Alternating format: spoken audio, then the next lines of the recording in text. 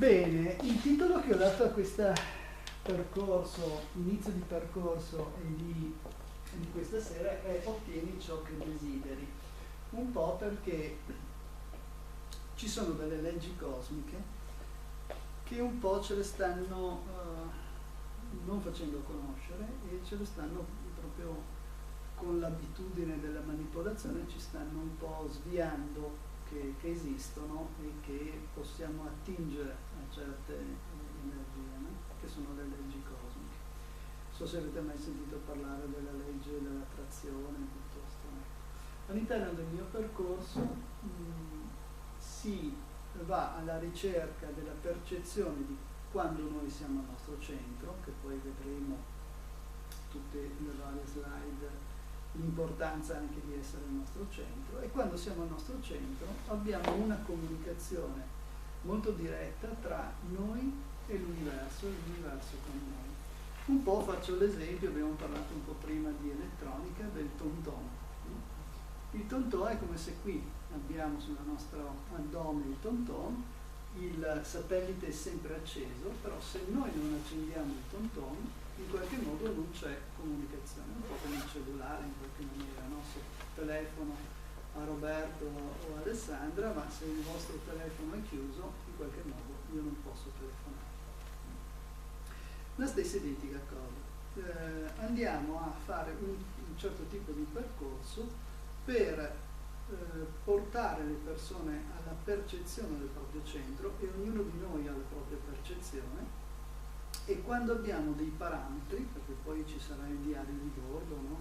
Scriverete le vostre percezioni o a casa o durante la lezione, delle percezioni che abbiamo o durante la lezione o durante quando siamo al proprio centro, e lì sappiamo che questi sono i nostri parametri di quando siamo al centro. Poi è facile sapere quando siamo fuori dal nostro centro, quando non abbiamo o non ci sentiamo dentro quei parametri. Tutto questo, come vi dicevo, l'ho strutturato in un metodo, non so se sapete, ma il metodo, ho messo questa parola perché il metodo è che do determinate informazioni. Come ho detto in un'altra conferenza, questa struttura di corso la potevo strutturare in 3 anni e ogni anno 150 ore, e pian pianino davo a dosi misimali le mie nozioni. Invece credo che siamo, come abbiamo detto prima, in un periodo, in un momento particolare cosmico, dove l'energia gira molto veloce, per cui le cose devono essere semplici e veloci. Per cui ho raggruppato nel mio metodo le cose appunto più semplici, che ho raccolto in questi anni di ricerca, di 20 anni di ricerca, le più semplici ma le più potenti, perché siamo in un momento appunto dove l'essere umano ha bisogno di velocizzare il proprio grado, se vogliamo, di guarigione, se posso permettermi questo termine. E il metodo l'ho chiamato come mi chiamo io, Andrea Baldini, perché comunque fa parte del mio bagaglio, e ho sentito di chiamarlo così e non in altri modi. Quello che cerco sempre di così sperimentare e di dire è quello di non credere da una sola parola di ciò che dico, ma di sperimentarla, perché possiamo in qualche modo leggere i libri quanti vogliamo, guardare film o andare a tante conferenze, ma fin tanto che non sperimentiamo quella nozione anche, difficilmente la integriamo. Per essere chiari, a me piace, almeno nel mio limite voglio dire essere chiaro, ci sono 3 modi per modificare una disarmonia. Già qui nella mia conferenza dico carpite il più possibile anche di quello che dico, perché anche se le persone non si approcciano al corso, ci sono delle cose che da domani io posso fare un click e magari cercare o avere un cambiamento nel mio vita. Invece di chiamarla, come ci hanno insegnato, malattia, la chiamiamo disarmonia. Magari il nostro corpo riflette in un'altra maniera, da un raffreddore a qualsiasi altra cosa che noi chiamiamo disarmonia. Per quanto ci riguarda appunto nell'olistica o nello sciamanismo, tutto non è malattia ma è disarmonia, è un rapporto disarmonico di energia che noi attraverso esercizi o massaggio o quello che può essere, o pratiche o meditazione, cerchiamo di equilibrare. Quando arriva un certo tipo di equilibrio, ecco che la disarmonia può diminuire o addirittura scomparire. Però i tre modi ce ne sono tre. Il primo è l'allopatica, la medicina. Io credo che come operatore olistico, c'è tanti colleghi invece un po' ripudiano la medicina, invece io quando sento la necessità che un cliente ha bisogno di questa parte,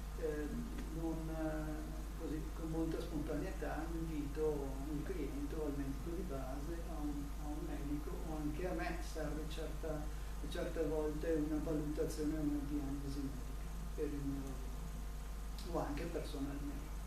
Poi l'altro modo è l'olistica e qui sappiamo che hanno fatto una legge, questa legge 2013, posso dire che è un aborto di legge, nel senso che in Europa c'è una legge nettamente diversa, ma prendiamo quello che è e sappiamo che all'interno di questa legge ce ne sono 52 discipline olistiche riconosciute.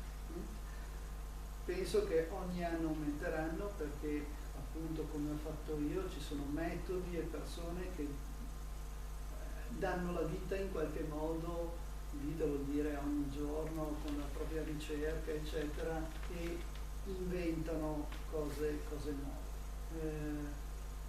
certe buone, certe no, come dappertutto, però ci sono tecniche veramente incredibili in questo periodo, lo stesso veloci, rapide e vanno a mirare veramente la causa della nostra problema. Io mi occupo di autoguarigione, soprattutto nel corso. Autoguarigione è quello che rispecchia poi il metodo. Do degli strumenti per darti la possibilità in piena autonomia di gestirti appunto il livello di energia e gestire le energie, che poi vediamo abbiamo delle energie non dissonanti o assonanti a non, per cui l'energia non è negativa o positiva come sentiamo dire da molti, l'energia è, soltanto che l'energia poi si divide in non fa bene a me o fa bene a me in definitiva, per cui è riconoscere queste due sfere di energia e quelle che fanno bene a me possono entrare, vediamo dopo, nel mio campo o nel mio corpo, quelle che non fanno bene a me è giusto che restino al di fuori della mia casa. Quando una persona vuole veramente la salute è necessario chiedere prima se è disposta a rimuovere la causa della sua malattia. Solo allora si può curare. Questo lo diceva Ippocrate. Siamo, se non erro, nel IV secolo a.C. e credo che la medicina, visto che è il padre della medicina, sia ancora lontana da questa frase che è un po' la base della vecchia medicina, no? Certamente andare alla causa della sua malattia credo che la medicina, ripeto, sia distante. Poi, come abbiamo visto prima, uno dei tre modi serve. Lo sappiamo che la medicina certamente non va alla causa. Non vivere giorni preziosi a rimangare il tuo passato per migliorare il tuo futuro. O rischi di perdere il tempo prezioso che è il qui e ora. È l'eterno presente l'unico tempo in cui puoi davvero vivere. In tutte le discipline che un po' ho studiato, un po' ho praticato da lontano 1970, facevo arti marziali, parlavano del qui e ora. Chi ha fatto yoga, tai chi, tutti, o altrimenti per chi è cattolico quando preghiamo sei nel presente, no? E sappiamo che quando noi siamo nel presente la vita prende un altro aspetto, il corpo prende un altro aspetto. Quello che tendo a condividere con questi 3 passi è di vivere costantemente nel qui e ora. La scorsa settimana sono stato a Vicenza e mi sono permesso, anche senza saperlo, che nei partecipanti c'era un insegnante di yoga e ho parlato dello yoga perché è il più conosciuto, non perché sapevo che c'era un insegnante, non sapevo che c'era un insegnante yoga. E ho detto, quante volte vediamo che le persone vanno allo yoga distrutte, stressate, piene di casini in testa e escono dalla lezione come dire, in perfetto equilibrio. Dopo 2 giorni sono a capo, aspettano l'altra settimana e così via. Per cui qui e ora non dobbiamo viverlo soltanto nel momento in cui o facciamo tai chi, o facciamo la preghiera, o facciamo la meditazione, ma il mio sistema tende a portare la persona nel costante qui e ora, perché è nel costante qui e ora che io posso veramente vivere. Non vivere il qui e ora in un preciso momento e poi esco e vediamo dopo se esco nel qui e ora, sono nel mentale. Il corpo non ce la fa più con questi 2 sistemi, il corpo deve vivere costantemente nel qui e ora, che vedremo poi. Eccolo qui. Ad esempio, non so se e quale concetto di centro avete voi, ma nel corpo c'è un centro fisico energetico che si trova tra l'ombelico e il pube. Non è Ara, quello che condivido io, non è Ara, non è il Dantien, è un punto nuovo perché la Terra si è inclinata nel 2010. Qualsiasi oggetto solido che si inclina, il centro cambia. Per cui il Dantien o Ara sono sempre centri energetici che si trovano comunque nello spazio tra l'ombelico e il pube, ma il mio centro appunto è cambiato perché è cambiato il sistema. Se io mi permetto di vivere nel mio centro, vi faccio vedere cosa succede e molte persone quando praticano il qui e ora sentono proprio questo, sentono questo tipo di movimento. Il movimento che è a spirale, perché l'energia si muove sempre a spirale, però si muove in maniera espansiva, fino a quello che io chiamo fonte creativa. Poi ognuno di noi, attraverso le proprie credenze, filosofie, lo può chiamare a modo proprio. E questa è una, se vogliamo, andare a proporci con una vita evolutiva. Se io invece mi permetto di vivere nel sistema mentale, si crea sempre un movimento da spirale, però contraente. Che sensazione vi dà se la vostra energia è contraente piuttosto che espansiva? Così, per istinto. È una domanda. Resto in contrario. Quindi in tensiva, generale. no? Tensiva, eccetera, eccetera. Quindi molte tensioni vengono prodotte perché siamo nel nostro sistema mentale. Ecco perché quando viviamo nel qui e ora, nei diversi modi che abbiamo elencato prima, c'è un certo tipo di rilassamento anche muscolare. Per cui molte tensioni, vivendo costantemente nel qui e ora, le possiamo gestire veramente in maniera molto più rapida e fluida. Se questa a sinistra come spirale è espansiva e evolutiva, questa è contraente e involutiva. E un po' state attenti che la mente è governata. Solo la mente ci possono governare, attraverso i segnali subliminari, attraverso tante cose, ma se noi siamo nel qui e ora non possono assolutamente governarci. Quindi è importantissimo vivere dal nostro centro. Cosa significa per me?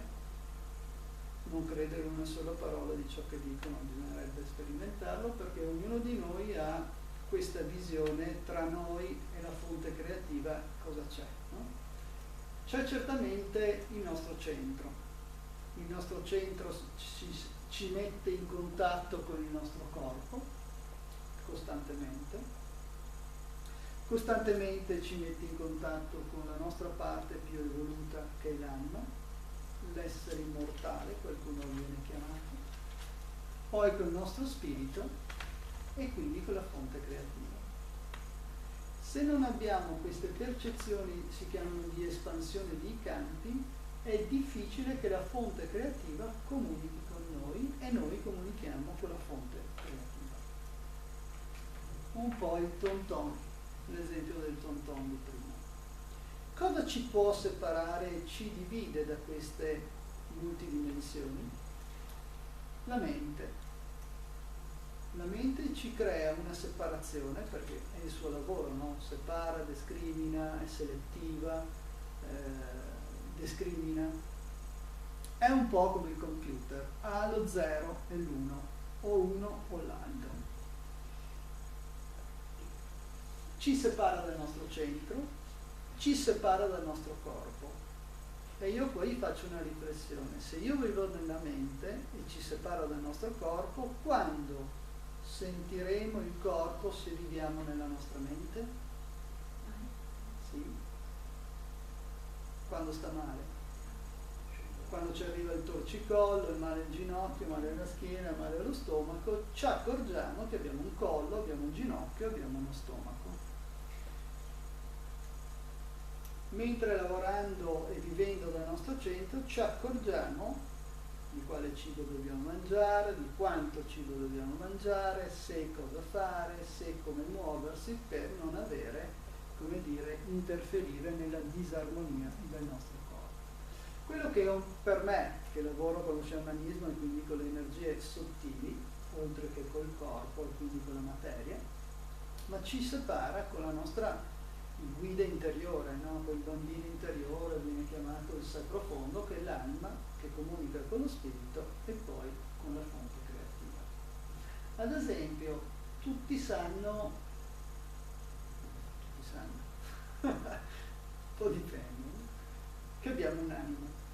Dalle nostre credenze cattolica ci hanno un po' detto che questa anima, questi 21 grammi, come dire, ritornano allo spirito quando moriamo, e parrebbe, come dire, che l'anima vivesse solo in base a questa funzione, no? Quando moriamo ritorna lì. Un po' no, nello sciamanismo è proprio di base che tu devi comunicare con appunto gli spiriti, però prima di tutto con la tua anima. Se tu comunichi con la tua anima, vedremo poi c'è una comunicazione tra anime e anime.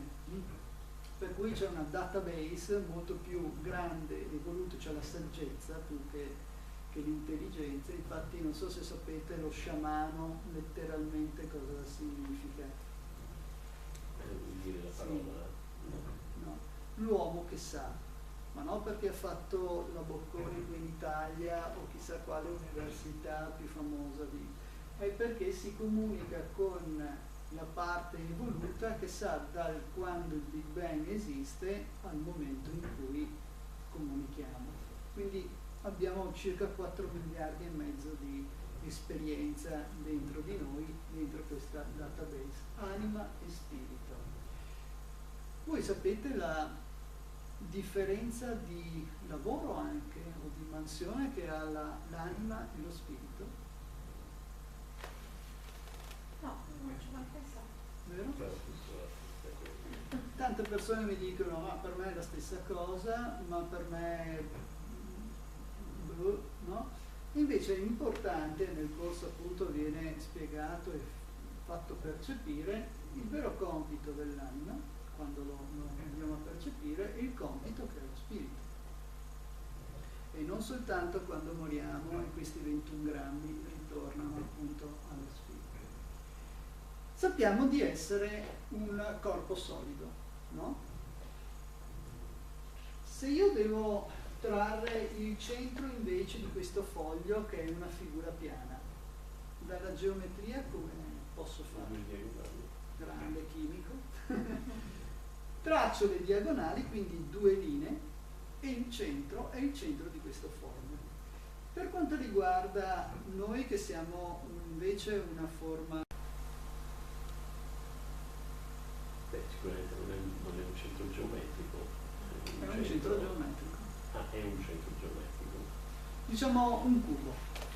Come faccio a tracciare, o quante linee devo tracciare per trovare il centro di quel cubo? Beh, dagli spigoli vai direttamente trovi il centro del cubo.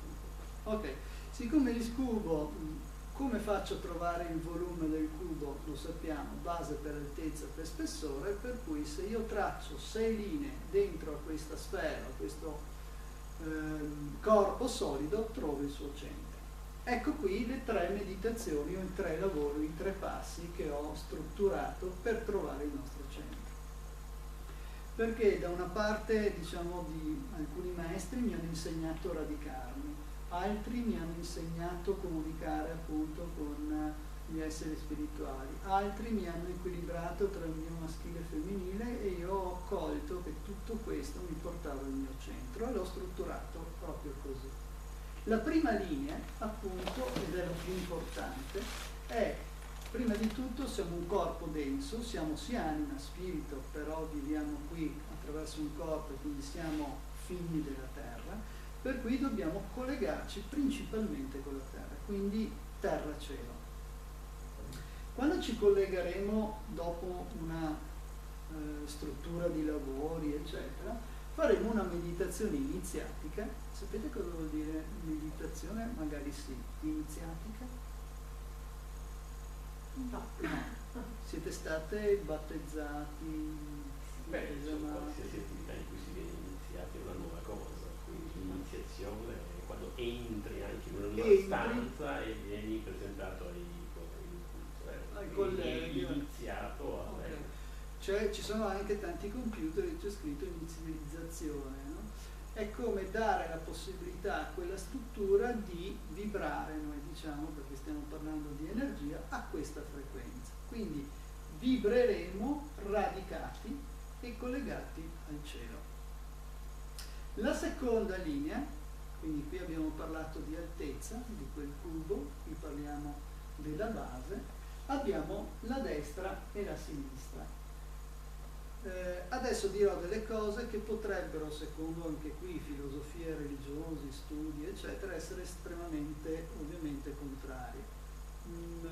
Non badiamo tanto, perché ho dato alla destra abbiamo la nostra attività maschile, tutto quello che compete alle caratteristiche maschili, e alla mia sinistra tutto quello che compete di attività e di competenze femminili o di attitudini femminili. Ci sono filosofie che guardano il cervello, e sappiamo che il cervello poi nel corpo è esattamente il contrario, per cui trovano alla destra il femminile e alla sinistra il maschile. Io nella mia pratica ho visto molto più collegato la destra al reale maschile, quindi alla forza, alla decisione, al coraggio, tutte quelle attitudini maschili, mentre nel femminile lo sappiamo un po' appunto, non voglio battere la chiesa, ma chi era mancino e c'erano gli asili o le scuole, veniva un po', come dire, fasciata la mano sinistra, perché si diceva addirittura la mano del diavolo. Non era tanto la mano del diavolo, ma quell'essere vivente, un po' come anche Da Vinci, come tanti altri che erano mancini, hanno più sviluppato la parte maschile, quindi più intuitiva e creativa, per cui quella femminile. La sesta linea o la terza, semplificando, è il retro e il fronte, e quindi stiamo parlando dello spessore. Non so se avete mai sentito, ma lo diciamo anche ma sì, è passato, e facciamo proprio questo gesto, no? Nel senso che dalle nostre spalle trae il nostro passato, mentre sul fronte trae il nostro futuro. Infatti noi diciamo la fronte, il terzo occhio, deve avere la visione del nostro futuro piuttosto che del nostro passato. Se noi intrecciamo queste 6 linee nel nostro corpo che è un corpo denso, abbiamo detto, verticale, orizzontale, fronte e retro, solo allora possiamo avere una percezione veramente del nostro centro. Tanti mi chiedono, e già vi do magari la risposta, i passi sono 3. Non siamo obbligati a farli tutti e 3, ma per essere al nostro centro, se volete avete 2 esempi qui che a dicembre finiscono, cosa mancano? 1 o 2 lezioni? Proprio poche. Vabbè, sono 2 lezioni e abbiamo terminato e hanno già la percezione del proprio centro. Ecco qui, il primo passo è liberati dalla confusione e dal disorientamento, radicandoti, come abbiamo detto prima, alla Madre Terra e collegandoti al Padre Cielo. Avrai una visione chiara di quello che ti serve ora per essere più felice e accogliere quello che per te significa abbondanza. Già quando abbiamo questo collegamento Madre Terra e Padre Cielo dentro di noi, abbiamo la percezione veramente di cosa ci serve ora. Quello che ci hanno abituato, e lo sappiamo col consumismo, è quello di avere sempre di più, avere perché tu hai il maglione viola, che bello, domani vado a comprarmene uno, che bella sciarpa Roberto, e abbiamo 10 sciarpe magari in armadio, però la sua è più bella. Quello che si dice, l'erba vicina è sempre più vera. Per cui ci hanno abituato a comprare, avere, però quando sei già radicato e decidi, ecco perché ho messo questo verbo, decidi veramente cosa ti serve, io dico per la sopravvivenza, perché il primo chakra, che siamo molto vicino al Dantian, Ara, è il mio punto che lavoro, hai la percezione della sopravvivenza. Veramente cosa ti serve ora per sopravvivere, che non vuol dire sopravvivere a stento, sopravvivere bene per quello che ti serve ora, che per me questo significa abbondanza. Il secondo passo l'ho chiamato equilibrare. Abbiamo parlato della seconda linea come femminile e maschile. Un po' sono le nostre mani, sono le nostre braccia e un po' do l'esempio come l'aquila o qualsiasi volatile e chiedo se avete mai visto un volatile che sbatte di più o di meno un'ala rispetto all'altra per arrivare al nido e dare cibo, magari come esempio ai propri cuccioli. Se vediamo un qualsiasi volatile, ci sono queste ali che volano in perfetta sincronia e con un movimento estremamente uguale. Quindi il nostro rapporto maschile e femminile deve essere in perfetto equilibrio per raggiungere i nostri obiettivi. E questo io l'ho chiamato appunto equilibrare, perché dobbiamo assolutamente equilibrare queste 2 forze che, se guardiamo poi anche l'esterno, anche noi stessi ma anche l'esterno, vediamo veramente nitido ora come le persone sono o troppo femminili o troppo maschili e non usano mai una o l'altra quando è necessario. Io lavoro moltissimo su questo. Ad esempio c'è una ragazza che sta venendo da me, è molto servizievole e al lavoro, quando sei troppo servizievole, non va bene, perché i colleghi dicono ma intanto c'è lei, ma intanto lo farà lei, ma intanto lei non dice mai di no, o lo dicono o lo pensano, ma comunque a lei viene sobbarcato tantissimo lavoro. Siccome è venuta da me per un peso alle spalle, al collo, eccetera, ho detto guarda che tu devi cambiare un po', devi diventare un po' uomo e quindi abbandonare un po' questa sensazione di essere servizievole e dire sì quando è giusto dire sì, no quando è giusto, essere decisa, e quindi deciso è il maschile, no? Essere un po' fermo nelle tue decisioni.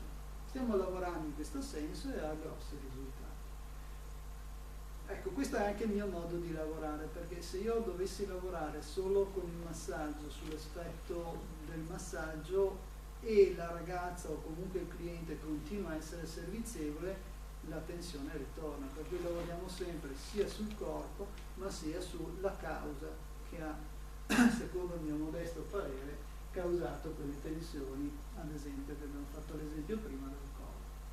Quindi stop, metti fine alle distrazioni fuorvianti, che ne abbiamo tantissime, ne stanno inventando di tutti i colori per portarti via da una tua idea, da una tua concretizzazione, da un tuo desiderio, stabilizzandoti nel tuo profondo equilibrio tra l'energia maschile e quella femminile. Puoi mantenere il focus sui tuoi obiettivi senza pericolo di perderti e potrai procedere nel cammino con maggior decisione, velocità e minor sforzo. Credo che tutti noi possiamo arrivare, come dire, abbiamo il diritto di arrivare lì. Marina, puoi venire qui che faccio un esempio che l'altra volta è diventato, è stato bello. Allora, per quanto non so se appunto l'abbiamo vista prima, no? Si dice che la nostra via, dobbiamo percorrere questa via, che qualcuno la chiama via, qualcuno la chiama vita, no? Sappiamo che qui è il nostro passato e qui è il nostro futuro. Se non abbiamo il radicamento e il collegamento al cielo, io come sciamano chiamo la persona foglia al vento. Foglia al vento può essere che pensiamo 10 cose e non che concretizziamo nemmeno una, siamo un po' distratti in parecchie cose, siamo delusi parecchie volte, siamo sconcentrati tantissime volte, no? Io la chiamo foglia al vento, quindi minimo la radico, anche con i trattamenti individuali. Quindi quando io radico la persona e la collego al cielo, abbiamo questo asse verticale. Se questa è la linea della vita, se non stabilizzasse le aree dell'aquila, quindi maschile e femminile, cosa farebbe Marina nel suo andare, no, nella vita, perché andiamo nel nostro passato? Può creare una sorta di giro all'interno di questo perno. Lo vedete? Per cui quando siamo in queste occasioni magari sentiamo l'ispirazione, perché dal cielo ci arrivano le ispirazioni. Abbiamo la non ho spento, scusatemi. Non ho la forza concreta della terra per realizzare l'ispirazione, però se io non ho l'equilibrio destra e sinistra e faccio questo giro nel mio percorso, o salto il tempo giusto da raggiungere un obiettivo, o lo faccio in maggior tempo e più tempo e più fatica. Okay? Mentre se io stabilizzo destra e sinistra, ad esempio Marina ha l'ispirazione, ha la forza della terra e quindi della concretezza, ha l'equilibrio e quindi non girerà più su se stessa e vedrà il tempo giusto da realizzare quell'obiettivo. Che quell'obiettivo sento attraverso il mio centro, anche se manca una linea, che ci vuole un giorno, 2 giorni, 2 anni, 10 anni, ma so che nella mia linea futuro ho quell'obiettivo. Ok? È chiaro? Grazie. La terza linea, abbiamo detto appunto, è quella del passato e quella del futuro. Finalmente l'ho intitolata l'ottenere, perché se ho questa linea, come dire, del passato e futuro dentro di me, cioè non sono troppo radicato nel mio passato, proiettato nel mio futuro, ma sono finalmente nel mio presente, posso ottenere quegli obiettivi che ho nella mia linea del futuro o che mi propongo nella mia linea del futuro. Quella che io chiamo appunto distorsione spazio-tempo, allineandosi alla tua timeline, qualcuno la chiama per farsi, i nomi inglesi fanno sempre, no? È la linea del tempo, ti sgancerai definitivamente dal tuo passato, che penso che tutti quanti siamo presi un po' lì, no? Dalla sbarra del professore piuttosto che dietro la lavagna, o il papà o la mamma o lo zio, no? Che ti frena e che ti tiene in ostaggio. Puoi finalmente separarti da ciò che ti ancora e ti impedisce di raggiungere i tuoi obiettivi per ottenere la tua vita di felicità e abbondanza che ti spetta, proiettandola non più nel tuo futuro ma nel futuribile.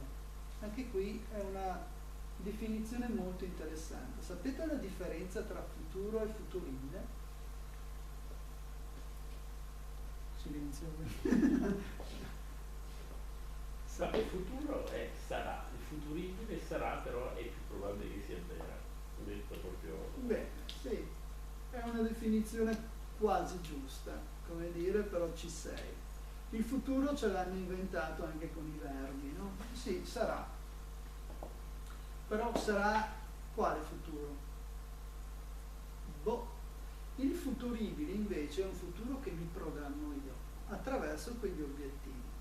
Perché come anima incarnata, quello che è il mio concetto base è che, per quello l'ho chiamata la fonte creativa. La fonte creativa può manifestarsi soltanto creando, giusto?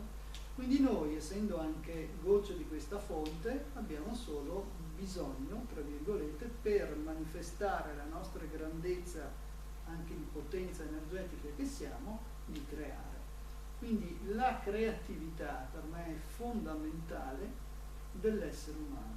Quindi l'essere umano, per essere felice, in abbondanza, eccetera, e avere un buon futuro, bisogna che crei. In questo periodo di crisi, poi lo diceva anche Einstein nel 1900 eccetera, diceva che il momento di crisi è un momento estremamente importante e bellissimo dell'essere umano, perché può dare modo alla sua creatività.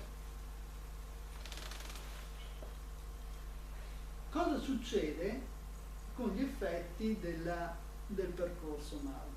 Soprattutto del primo, poi il secondo e terzo si rafforzano in qualche modo questi. Se io vivo nel mio sistema mentale, si dice, no? Hai la testa quadrata, per quello ho messo un buon quadrato qui. Succede che proprio attiriamo quelle che noi chiamiamo impianti, energie perverse, credi mentali, insomma energie dissonanti, come abbiamo detto, energie che se entrano dentro il nostro sistema energetico, dentro il nostro corpo, qualcuno le chiama anche larve o parassiti energetici, proprio ci consumano l'energia. Per cui una delle cose fondamentali quando ci sentiamo stanchi è perché in qualche modo, per qualche sistema, attiriamo, no, queste energie che proprio succhiano, o vampiri energetici vengono chiamati, succhiano proprio la nostra energia. Solo, come abbiamo visto prima, se siamo collegati al nostro mentale. La cosa più terribile per me, soprattutto in questo periodo, è che se io mi collego con la mia stato mentale, creo un campo elettromagnetico tale che vado in risonanza, non so se avete mai sentito parlare di Masaru Emoto, eccetera, in risonanza, vado in risonanza con tutti quelli che in quel preciso momento, di 7 miliardi e mezzo di esseri umani sono collegati a me, io vado in risonanza. Per cui tante volte, sapete come risolvo le insonnie tantissime volte? Mi dico ai clienti, prova a sentire quando ti svegli, il pensiero che ti sveglia, perché di solito è un pensiero che ti sveglia, se è tuo o non è tuo. Quando le persone ritornano una settimana dopo mi dicono, oh sai che mi arriva un pensiero e sento che quel pensiero non è mio, allora gli faccio vedere questa slide. Perché prima glielo faccio provare e poi glielo faccio capire. A voi non posso fare diversamente, no? Un po' come le arti marziali, un po' prima ti mettono a combattere, poi dai la cera e togli la cera. Non so se avete visto quel bellissimo e famoso film, no? Per cui quando noi ci colleghiamo con il nostro sistema mentale è molto pericoloso, perché ci colleghiamo con tutte le menti del mondo. Sapete quando io mi collego con il mondo mentale o la sfera mentale che rumore sento? Avete mai sentito o immaginate magari su un documentario quando mettono il microfono dentro un alveare? Così. Quindi Prova a immaginare se devi, non so, studiare, leggere, battere una lettera a computer, concentrarti in qualcosa, se ti arriva,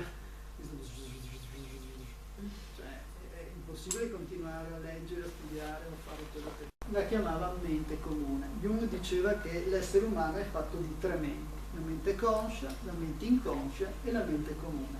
La mente comune è questa. Attenzione che la mente comune, che poi è anche la massa critica della fisica quantistica, tra virgolette, parlando così in modo mentale molto semplice, può essere positiva o negativa.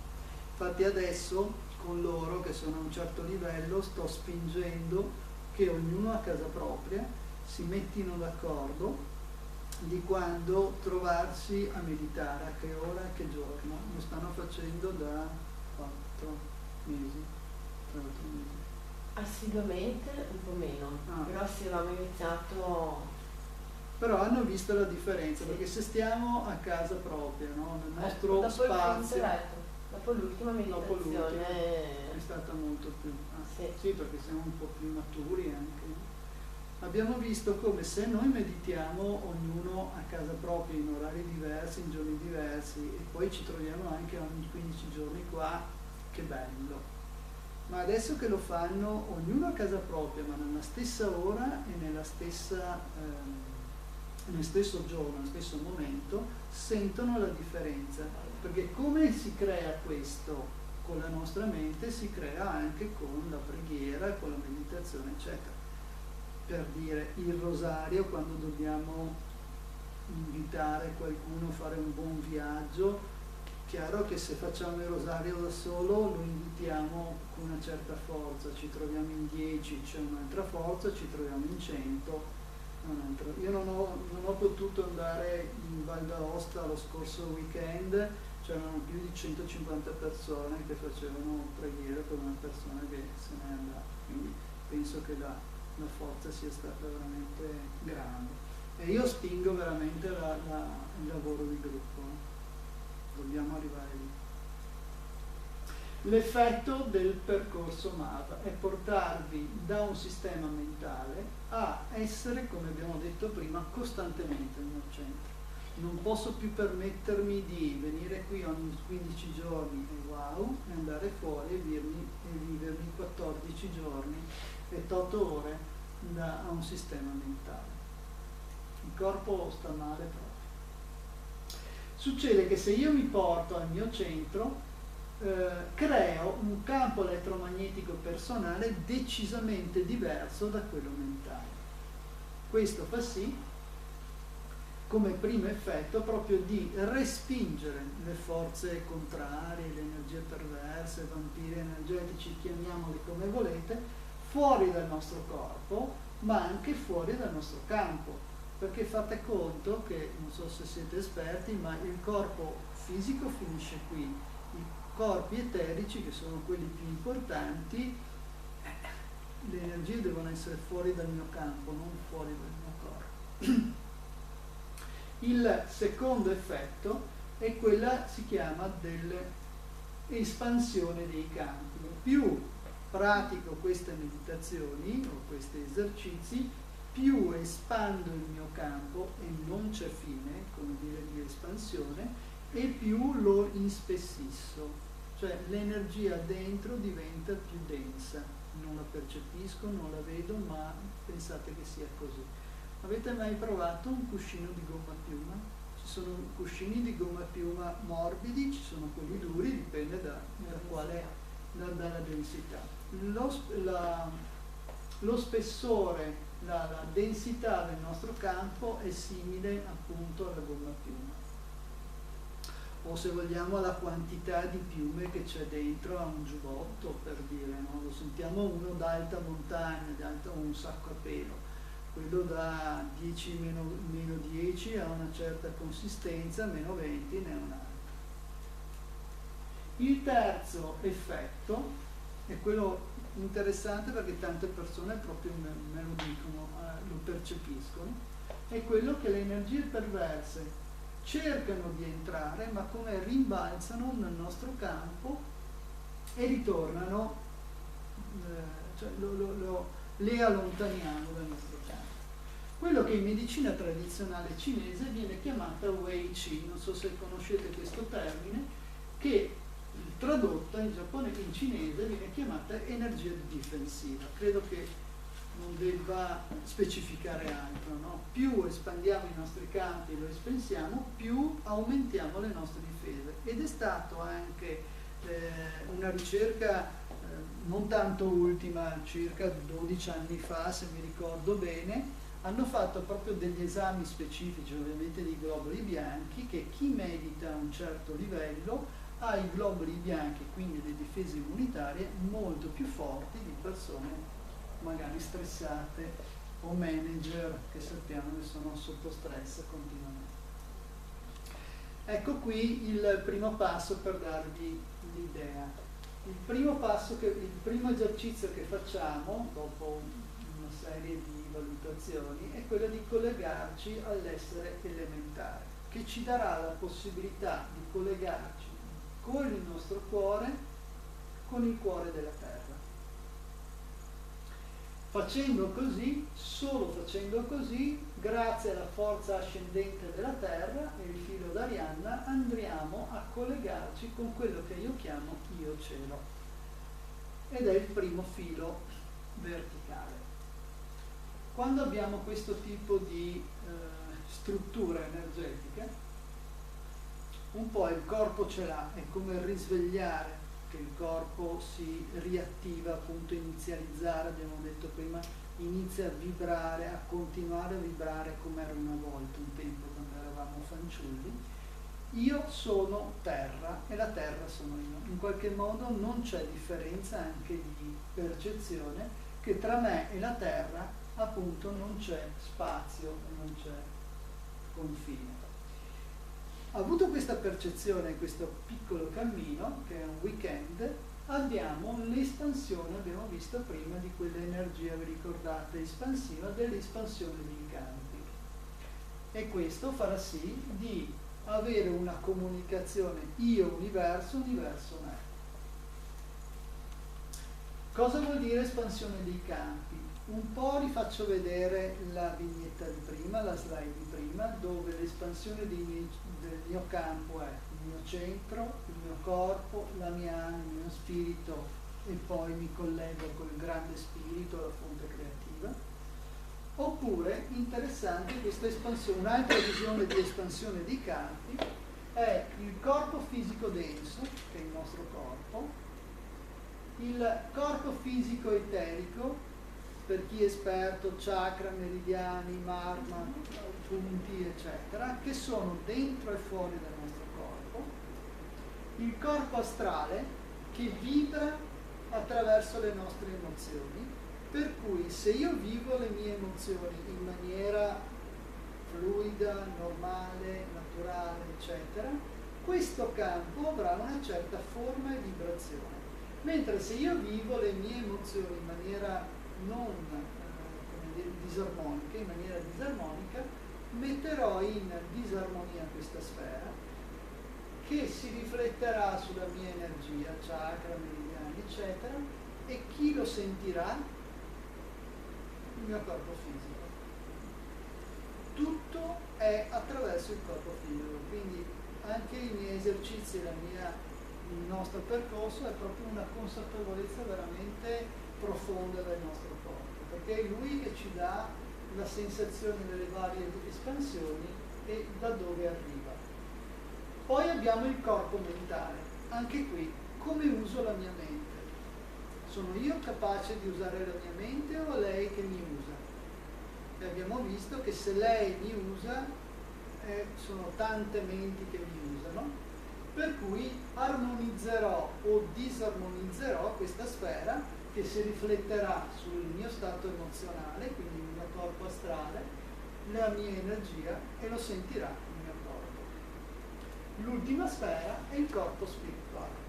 Ecco perché è molto interessante e per me è doveroso sapere cosa fa l'anima e cosa fa il mio spirito, perché fa parte delle mie sfere.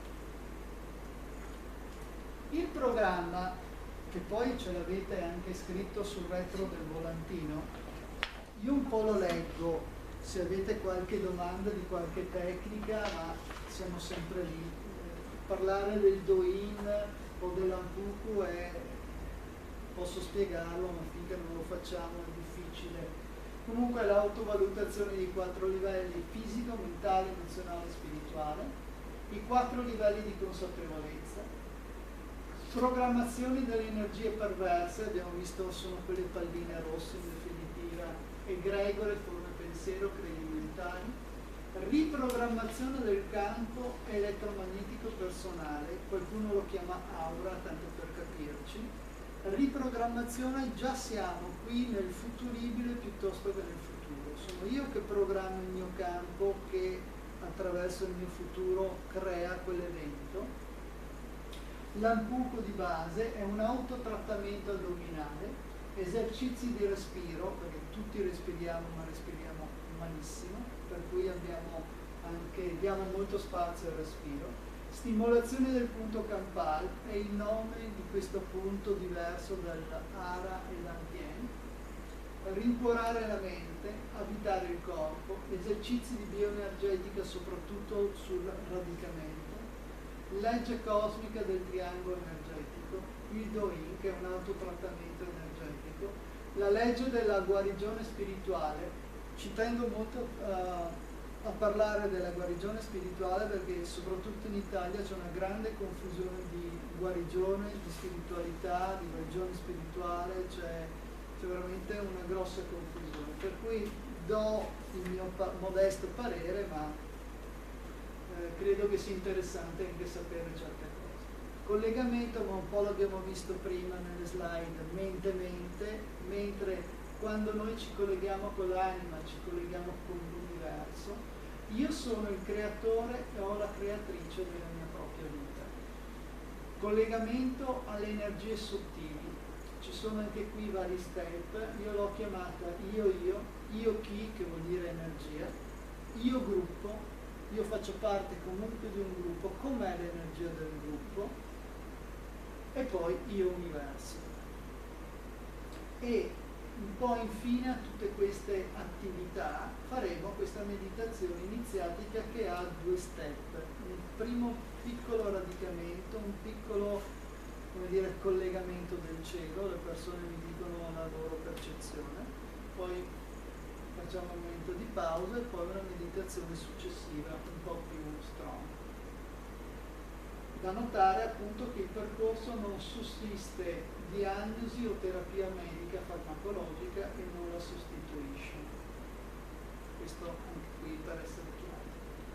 Gli obiettivi è radicamento, la volontà, creatività, movimento, le emozioni, viverla appunto in maniera naturale e sana. Ormai ci hanno abituato a arrabbiarci anche quando non siamo arrabbiati, aver paura anche se non è necessario aver paura. La chiarezza, la decisione, la tranquillità, aumentare il proprio livello energetico e mantenerlo, riconoscere e curiarsi dalle energie perverse, ritorniamo alle palline rosse, collegarsi con la propria energia di base, essere elementare, che abbiamo visto prima anche qui sulla slide, poi collegarci con l'essere cielo, aumentare la propria energia difensiva, la Wei Qi, imparare strategie per potersi difendere da tutte le energie che ci ostacolano, e ce ne sono tantissime. Per darvi un quadro globale completo parliamo anche di prezzi e di orari. Tutti i corsi vengono strutturati in sabato e domenica, il sabato dalle 14 alle 20, domenica dalle 9 alle 19 per un totale di 16 ore. Poi ci sarà un rientro perché tra un passo e l'altro ci saranno 3 o 4 mesi per dare la possibilità alle persone di praticare, integrare le tecniche, però nel mezzo ci sarà un rientro di feedback e di aggiustamenti, un trattamento per un totale di 19 ore. Il costo è di 266 euro. Se una persona si iscrive 7 giorni prima all'inizio del corso sono 226, chi si iscrive questa sera dopo la conferenza dando una caparra sono 195. Il primo passo qui a Ponzano sarà il 19-20 di questo mese. Gli orari abbiamo detto 14-20, 9-19 per quanto riguarda la domenica. Chi vuole conoscermi o fare una festa diversa farò il 31 dicembre alla Capanna Sudatoria, ma ho già mandato le mail che la prima regola è il divertimento, la seconda ognuno porta il cibo e da bere e si condivide, la terza chi ha voglia di entrare in capanna, fare il rito della capanna può fare anche quello, ma prima ci si diverte, anche perché è l'ultimo dell'anno. Spero di non aver trascurato qualche lingua, vi ringrazio per l'attenzione e questi sono i miei recapiti perché sui volantini c'è il numero di telefono e la mail della segretaria.